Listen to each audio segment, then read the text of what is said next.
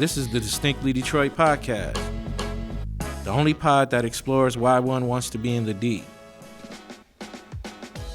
I am your host, Feodorship III, the director of the University of Michigan Detroit Center. Join me as I interview students, scholars, leaders, and innovators about living, working, and loving in Detroit. Welcome back to the Distinctly Detroit podcast. On today's episode, we have Dr. Trina Shanks. Professor Shanks is a distinguished researcher and academic from the University of Michigan School of Social Work.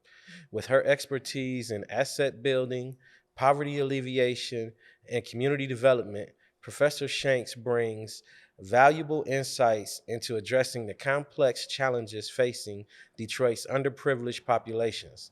The DDP welcomes Dr. Trina Shanks. Welcome, Trina. Appreciate you coming on. Glad to be here, Feodor. Yes, Thanks for inviting me. All right. So, where did you grow up? Well, that's a good question. I was born in New Orleans, Louisiana. Okay. And that's where my mom's family's from. Okay. But we moved to Indiana when I was 4, and I went K through 12, the same school in Muncie, Indiana. So I guess I really technically grew up in Muncie, Indiana. Middletown, USA. All right. And so what was that like? What was your experience growing up in Muncie? Well, once I got over missing all my cousins and family in New Orleans, it was good. It's a small town. It's a college town. Okay. And because I went to the same school K through 12, I had a group of friends that I had literally my whole time in school. I played sports, so I did volleyball, basketball, and track. All right. And we had a really good volleyball team. So every volleyball season, everyone got revved up to go watch us win. Hopefully, a couple times we went to state championships. So that was fun. But it's a small town, not a whole lot going on. It actually had a Chevrolet plant, which is why my dad moved there. Okay. So connection to GM in that way, even back then. Okay. And so what prompted you or what inspired you to pursue higher education? That's a good question. So when I graduated from high school, I made really good grades and I got a scholarship to go to Washington University in St. Louis. And then I didn't immediately want to go to higher education. I actually spent 2 years in Ecuador as a Peace Corps volunteer. Oh, wow. So out of high school? Well, no, after I got my undergrad degree at Washington University. Okay. Yeah. So I got a scholarship to go to Washington University. And then you did. And then I went to Peace Corps. Okay. And I spent 2 years in Ecuador. And so I learned Spanish and I helped women start businesses. Oh, wow. Okay. Yeah. That's cool. Mm-hmm. And so you, was the scholarship the reason why you chose WashU? The scholarship was the reason I chose WashU. I was actually the second class of what's called the John B. Irvin Scholarship. Okay. So at the time, they wanted to have more Black students on campus. And so there was the first Black educator there. His name was John B. Irvin.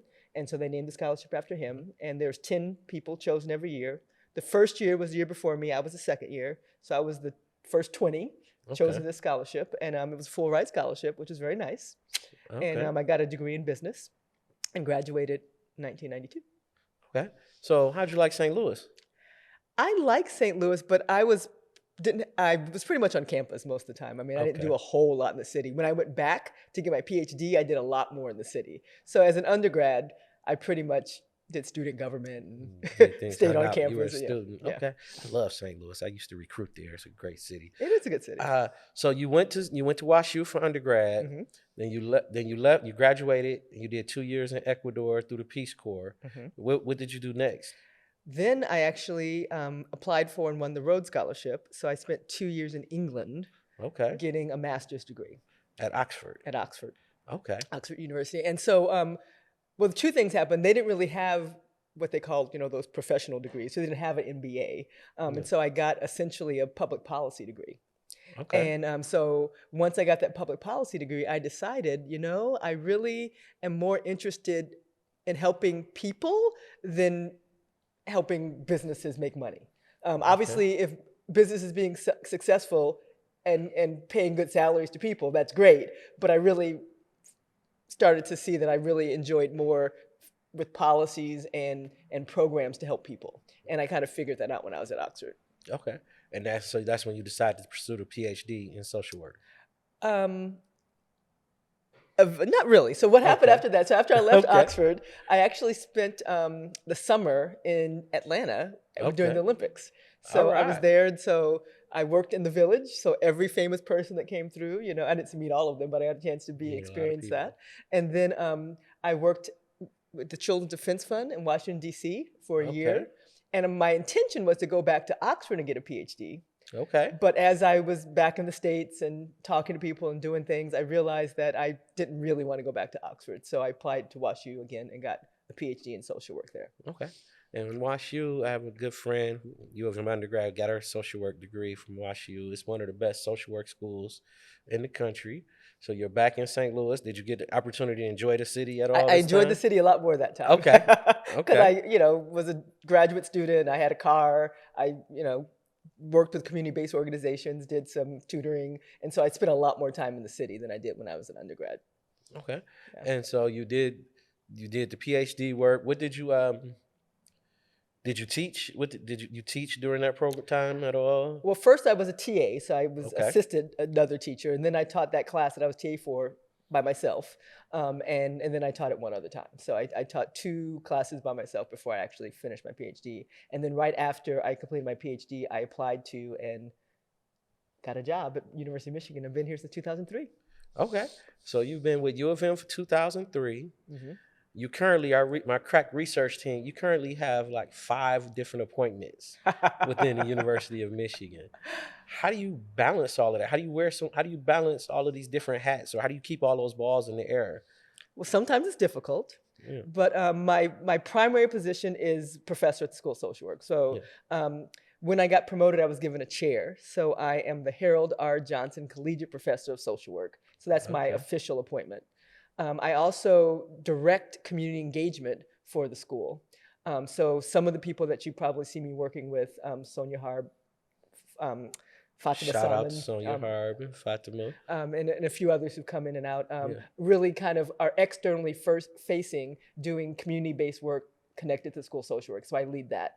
And that actually came about because our previous dean, Dean Lynn Videka, had a strategic plan, and she wanted to make community engagement a pillar of the work that we did to school social work. So I led that pillar, and working with those 2 people and a few other students and things that have come and gone, we've really focused on trying to be helpful to nonprofits Yeah. in Detroit, and often in workforce development, or with Skillman Foundation when we worked with Good Neighborhoods between 2005 and 2015, more or less. Okay. So that's what I'm gonna ask you. A lot of people have a lot of different definitions of engagement, and Mhm. a lot of people say that's just the new word. It used to be outreach, Mhm. and now it's engagement. What does engagement mean to you? Well, let's go back a second. So as I Okay. said, I got my master's degree in essentially public policy. And when I got my PhD at Washington University, even though it was in social work, I really was thinking mostly about doing policy and policy advocacy and policy Okay. research. But then literally my second year at University of Michigan, then Dean Paul Allen Mears, um, got a long-term grant with the Skillman Foundation to help provide technical assistance for their Good Neighborhoods initiative. And Okay. so one of the communities was Brightmoor, which is right in my backyard because I live in Rosedale Park. And so Yeah. I said, I'll be willing to help out in Brightmoor and in Okay. Cody Rouge. And so literally for the 10 years that University of Michigan partnered with Skillman Foundation and the Good Neighborhoods work, I was right there in the middle of it. And so they kind of had a long community engagement plan. And the first thing they did in every community was to do 6 community meetings. So to tell about basic statistics, to get people to know one another, to kind of find out what their hopes and dreams were, and then to do a community plan. And so those of us, Larry Gant, Paul Ellen Mears, Leslie Hollinsworth, who were faculty at the University of Michigan, were part of that process. And I, like I said, worked with Brightmoor and Cody Rouge. And so that was my first really taste Okay. of that level of deep community engagement. Okay. But once we went through those 5 meetings, and then we helped them come with community plans, and then they hired executive directors, and then they kind of had long-term strategies. And my team, or the team at University of Michigan, did that the whole way. And then when Paula Yeah. Allen Mears left, and then I started to take more of a leadership role. And then as that project wound down, a lot of the people knew me then.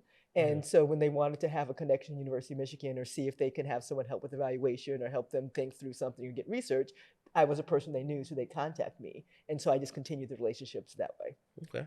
So we've had Larry Gant on the show before, Okay. and I believe you may notice Lamont Cole. Yes. We've had him on the show. He worked He with was your one of the program. executive directors for Skillman. Yeah. Mhm. So that's small world. Small world. We all know each other. Yeah. Okay. Everyone doing all the good work in Detroit. Exactly. So okay, you did Skillman, and unfortunately they didn't renew the grant. Well, no, they didn't. I mean, it was a 10-year commitment, It and was a they 10-year. did 10 years. Yeah, that is a heck It of a commitment. was a Isn't it? long-term commitment. We Yeah. were there the whole time, and then we wrote a book to Okay. kind of document all the work to be done. And so, as that wound down, the executive directors continued to be there, but Skillman no longer promised we're going to be here for another 10 years. So they Yeah. may have a small grant here. I continued to work with the Grow Detroit Young Talent Youth Employment Program. Okay. So I started that in good neighborhoods, but then as that kind of became an initiative of the mayor's office, I continued to Yeah. work with that team. So that is just a continuation of my work with Okay. Skillman. Hold on. Let me just clear. You helped start the Grow Detroit Young Talent Program. Well, Ed Ignatius, who is the Okay. program officer at Skillman, brought everyone together. Okay. But I was there from the beginning, was one of the original partners, and did the first evaluation when it was just 50 young people in each of the Skillman neighborhoods. Okay. And then the next year, thankfully, well, I don't know what thankfully, but grew. with federal funds right after the Great Recession, Yeah. they used the money to hire a lot more people and to shore up the youth employment program. And then it's kept going since then. Oh, that is awesome. I love the Grow Detroit Young Talent Program. It's We a great support it. program. Yeah, that's cool. Okay, so again, you said you came back. You did the Skillman thing ended. You grew. Your profile grew in the city. More and more people are reaching out. So, what are people in the community reaching out for you? What are the community orgs looking for? What kind of assistance do they need? Well, let's You know? step back a little bit. So Yeah. again, I've continued to work with Grow Detroit Talent the whole time. So Yeah. so people who work with young people in their communities. So for example, UNI, which is Southwest Detroit, they asked us to help them do some evaluation on their summer youth employment program when they wanted to do financial education, and we worked with that because they knew me. And then when Ed Ignatius left Skillman and went to Kellogg Foundation, his whole portfolio was on economic development. So we actually started to convene all of the workforce development partners through Kellogg, and eventually it became a name. So we became the Employment Equity Learning and Action Collaborative. Okay. But at first it was just providing support to that portfolio. But then Yeah. over time, as we learned more about workforce development and people again got to know us, and even when Ed left, and other people came to be program officers at Kellogg, we continued to convene those people and to get small grants to bring workforce development. So we have 70 plus organizations who in workforce development. And again, as you know, this is an important time for workforce development in Yes. Detroit. So as people try to collaborate, we bring them together. We bring in speakers from University of Michigan and other places who are doing best practices. We if something is interesting being done, let's say in California or someplace else, particularly with the internet now and Zoom, we bring them via Zoom and everybody learns and say, we want to do that here. Yeah. And so sometimes people come to us and say, we hear that you have connection to workforce development. Can you introduce us? And then sometimes we learn about things that are happening other places and we bring them to have conversations with, partners here. So that's one thing we continually do on workforce development because we're funded through Kellogg to do that. But then those partners have other split offs. So one of the partners we worked with, what used to be called Southwest Solutions, now it's my side. Okay. And so they said, well, we're interested in exploring some things around housing. And why is it that Detroiters don't get the amount of mortgages that other cities in Michigan get? And so we said, well, let's explore that. And so we did focus groups, and we did, we did some FOIA requests to try to figure out, what money was coming into the state, where it was going, and how much came to Detroit. And so here at the Detroit Center, we had a convening to share that information. And we're continuing to do work on housing just because of that request, based on a partnership that we had through the workforce development initiative that we had. So literally every time we build relationships one way, sometimes it branches off to be other opportunities. That's outstanding. And one of the things I think about, one question I ask is just, a lot of people think about social workers. They have this negative connotation. They think that they're just working with, just poor people, unemployed people, things like that. Can you tell me something about, as you've grown in your social work career and evolved in your social work career, something that surprised you about the social work field, something you didn't expect, or, something that you want a young person to know about what it means to be a social worker or how dynamic a field it truly is? Well, you mentioned number one school of social work. Well, Washington University and University of Michigan have always been kind of going back and Yep. forth, and we've been number one for the last few years. But what's Because we important got you. well, what's important is Yeah. that even though when people typically think of social work, they think about interpersonal practice. They think about people doing direct service and doing counseling and doing kind of one-on-one or maybe small group kind of work. And that Yeah. is a big part of our School of Social Work at the University of Michigan and other schools of social work. But in addition, we have other pathways as well. So we have people do community organizing. We have people doing political social work. We have people doing evaluation. We have people working with seniors. We have people. We have all sorts of things that are happening, and Yeah. so even though I don't want to make a big distinction between those who are doing micro individual practice and those that are doing macro, because I think social workers usually bridge and do lots of different things. Yeah. But for me, I've never been only doing clinical and direct practice. I've always been interested in policy. I've grown into my community development and community organization roles. And even more so, thinking about management and how these systems work together. And that's what I think is my particular skill now, and that I may not have dreamed social workers doing. So rather than thinking that the business people are the ones who can create the system that bring everybody together, they do their part. Yeah. But social workers also have a part, and public policy people have a part. And even better, when we work together, we can build coalitions that actually achieve more. Yeah. We had a brother named Vance Jackson come on. He social work. He amazed me because he majored in social work or studied social work and then went into banking. Yep. So we had a conversation about that. I'm always just amazed at how versatile that degree is and all the different things you can do. And I just want people, the audience, to really understand, as young people, that so that is a really dynamic degree that you can do a whole lot of different things with. Exactly. So again, now you're leading engagement for the School of Social Work at U of M. And I also have a center. So it's called the Center for Equitable Family and Community Wellbeing. And Okay. so that is a center where I said, I Yeah. don't want to be the person that gets a grant and when the grant goes away, I go away. I Yeah. want to make sure that we have some possibilities of having long-term relationships with people, of continuing things that we started, thinking about the next step, making sure that we're receptive to ideas that people have. And so that's kind of where I hung my hat with the center. And Yeah. so in addition to all the work we're doing with community engagement at the School of Social Work, when people come to me individually and the center, we say that we want to have win-win partnerships. We want to do things that helps the community or community partner, and then also has a research or a intellectual component. And so when there's win-win situations like that, we might co-apply for grants with a small organization or a big organization. It doesn't have to be big or Okay. small. And that's what my center does. We really want to have equitable family community well-being. And so if families are going to do better, if communities are going to do better, the School of Social Work can be a partner, but we could also figure out how can we be innovative? How can we take the next step?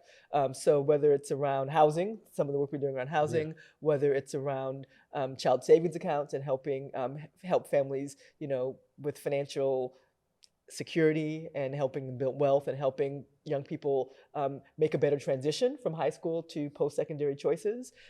Those are things that we're getting into because they're big problems, right? They're things that we have learned something about, Yeah. but could always do better. And so when people come to me and say, oh yeah, we'd like to think about doing a community land trust. And can you help us think through how to do that or help us document what we're doing? Sure, we're interested in that.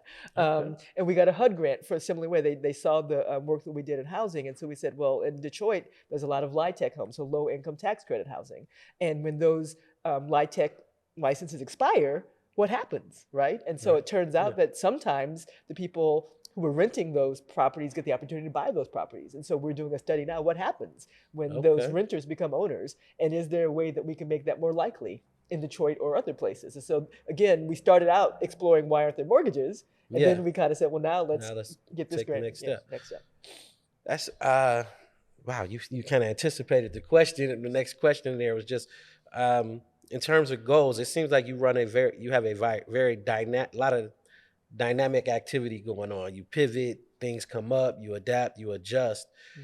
Mm-hmm. Is there anything do you have any passion projects? Is there anything that you really want to see or really want to work on specifically, or anything that you anticipate coming down the road as far as projects that you see, like you're not quite working on it now, but you see the potential or opportunity for it in the next 6 months or a year? One thing I'm excited about right now is, well, as you probably know, the governor has this goal of having 60% of Michiganders having some sort of post-secondary degree by 2030. And Yeah. so I think we're about 53% now. But my thing is, I want Michigan to be successful, but I really want Detroit to be successful, right? Yeah. And so how can we help young people make the best choices possible so when they graduate from high school and think about what they want to do next, they have all the options available to them to get high-paying jobs in areas that they're excited about that could be a career. And so this, I don't want to get too complicated here, but so one, I just want to understand better why young people make the choices they do and work around things like child savings accounts and college access network and make sure that the systems that we have in place work for young people. But then beyond that, there are requirements from the state to do like college planning. And so one of the things I'm thinking about even doing this summer is, can we take young people who do, let's say, Grow to Church Young Talent and have them do the required college and career planning while they're being paid over the summer, and then when they go back to school, they have a head start, right? Yeah. And so we haven't figured it all out yet. We're still trying to see, what the modules are, what would be most helpful to, the public school system. But if we could find ways to take the 6 weeks they're working over the summer, getting paid, thinking about careers, and then use that to help give them a jump start when they go back to school the next year, or even start college in the near future.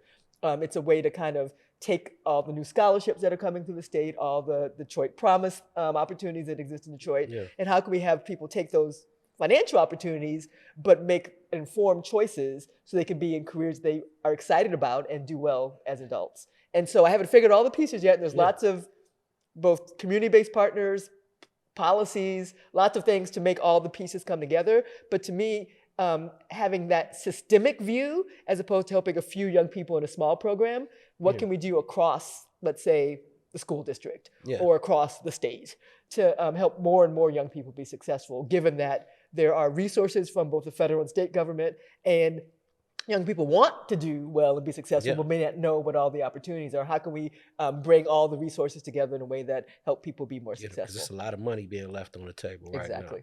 And so one of the things, I want to take a step back just real quick. Personally, you're a faculty member at the University of Michigan in Ann Arbor. Yes. But you live in Detroit. Yes. How did you come to make that decision? Well, two reasons. One, when I moved in 2003, housing in Ann Arbor was super expensive. So a little bitty, 2-bedroom house was like $250,000, $300,000. Yeah. The house I ended up getting in Rosedale Park was a brick, 3-story home that was a lot less than that, right? Yeah. So just the economics of it. But the other big thing is my partner, the person I married, is from Detroit. And his mom lived in Detroit, and he wanted to be close to her. And so in addition to having a better deal in terms of a house, when his mother was alive, we lived close to her. And so that was the initial reason. And then once I started getting involved in the community, I didn't want to leave. Didn't want to leave. Okay. So do you come across any challenges like with that commute or that living in Detroit and working in Ann Arbor? Or have you found that any challenges or difficulties with that? Well, obviously in the winter when it's bad weather, I always watch the weather report the night before to make sure if it's going to snow, I'm ready for it. But outside of that, I don't find a problem, because when I do projects in Detroit, I'm close to home. Cool. And then when I do drive to Ann Arbor to teach or to go to faculty meetings, I plan for it, put the time in. So I don't mind the commute as much. I think the one thing I would say, though, is that because of my role in community engagement, I have to understand not just where I live in Detroit, but I also have to try to understand Washtenaw County, understand all of Southeast Michigan. And so there's lots, as you know, in this region, lots of different issues. Okay. And so I wish that I could just, focus on one area and get really, really good at that. But because of the different roles I play, I often have to understand not just the community I live in and work in, but, lots of different communities. So what are some of the prevalent issues, as you mentioned, the different communities? What are some of the prevalent issues that cut across these different communities?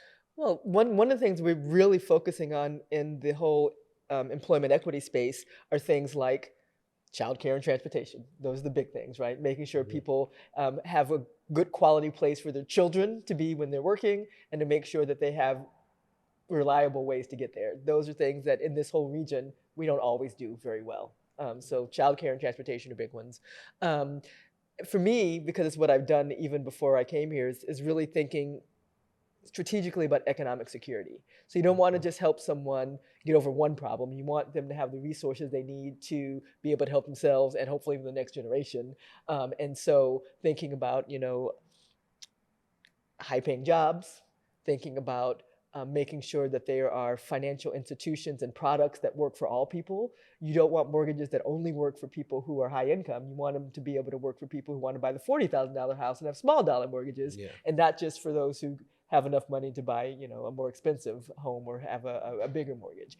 And so you talk about working with banks and financial institutions. They aren't the enemy, but figuring out how you can work together so that you have things that work not just for those who are well off, but also work for those who are working and are dependable and are not a bad credit risk, but looking at smaller amounts and different issues than someone who maybe has more resources or at a bigger property that's worth more, right? Okay. And so figuring out how to get products and services and information in a way that helps all people and not just the high end or the low end of the spectrum.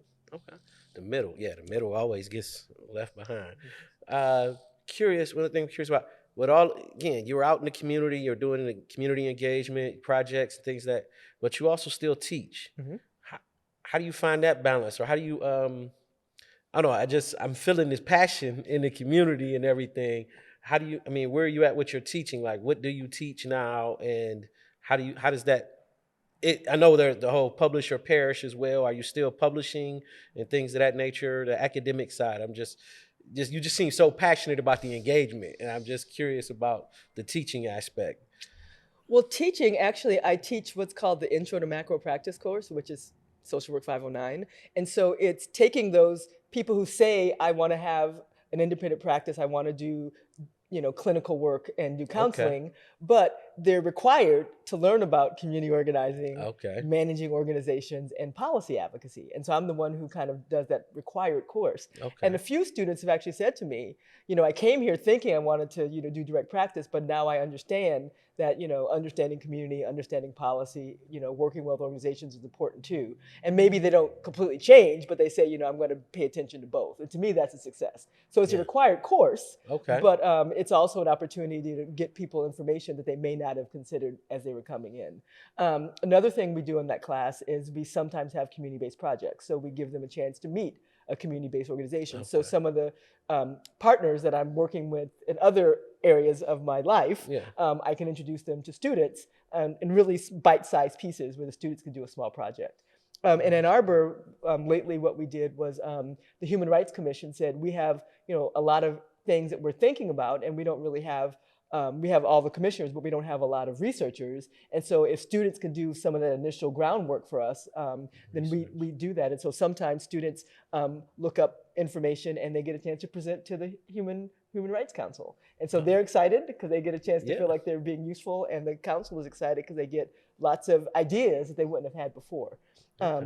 So sometimes I do it based on projects and people in Detroit, but because of transportation, sometimes we also do that one with Human Rights Commission in Ann Arbor.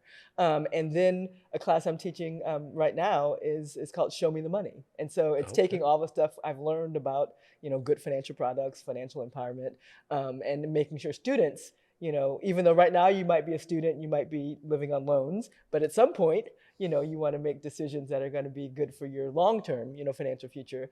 So students have been taking that, and I find that to be a really fun class to teach. So it's a way to take the things that I'm passionate about and work in, but bring it into the classroom. And also, let's be clear, just because you're a social worker doesn't mean you have to be poor. Social workers still make money. So let's think about that, young people. Absolutely. We're going to transition just a little bit to what we call our lightning round. Okay. In this round, we just kind of ask you more questions about your engagement in the city of Detroit or interaction with the city, and your thoughts or opinions about city institutions, things of that nature. Okay. And the first question is, what's your Coney order? I usually get a Greek salad. That's fine. Who's your favorite Motown artist? Oh, goodness. My favorite, I like a lot of Motown artists. What's my favorite Motown artist? When I was growing up, probably Michael Jackson. Okay. I've learned to appreciate Smokey Robinson, though. Okay. What's your favorite place to go in the city? My favorite place to go in the city, well, I go quite often to the Charles H. Wright Museum, and we actually try to have events there when we can. Okay. Tomorrow, actually, there's going to be a PBS documentary. This will probably be aired afterwards, but there's going to be a PBS documentary on reparations that the Center for Social Solutions and the Center for Poverty Solutions are co-sponsoring to kind of provide information on this important topic. And so I'm bringing my class there tomorrow at the Charles H. Wright Museum. So, and love Belle Isle as well. Okay. Square pizza or pan pizza or, triangular, regular, Detroit or New York style pizza? I like the square Detroit pizza. Okay. Favorite Detroit sports team? Probably the Pistons because I like basketball. Okay. Favorite Detroit athlete? Oh, goodness. That one's hard. There's a lot. Favorite Detroit athlete? Historically, Isaiah Thomas. Okay. That's probably the best I can do right now. Yeah, no, that's fine. And then our last question is, where can we find you? Well, you want to find me via email. It's trwilli@umich.edu. And I also have a faculty page at the School of Social Work if people want to find me there. Okay. Well, there you have it, ladies and gentlemen. The dynamic and wonderful Dr. Trina Shanks out here doing great things in the community. If you want to learn about better ways to improve your community or just want to start a community-based organization or nonprofit, Trina is a great resource. And we want to thank you for taking time to come on the show. And this has been the Distinctly Detroit podcast. You can find us wherever you get your pods. Please like, subscribe, and rate. And we will see you next time. This has been the Distinctly Detroit podcast. This is a production of the University of Michigan Detroit Center. You can find us anywhere you get your pods. Please like, subscribe, and rate us. This podcast is executive produced by Marlon Franklin, edited by Ranza Stanton, and written by Shaylin Jones and Fyodor Ship III.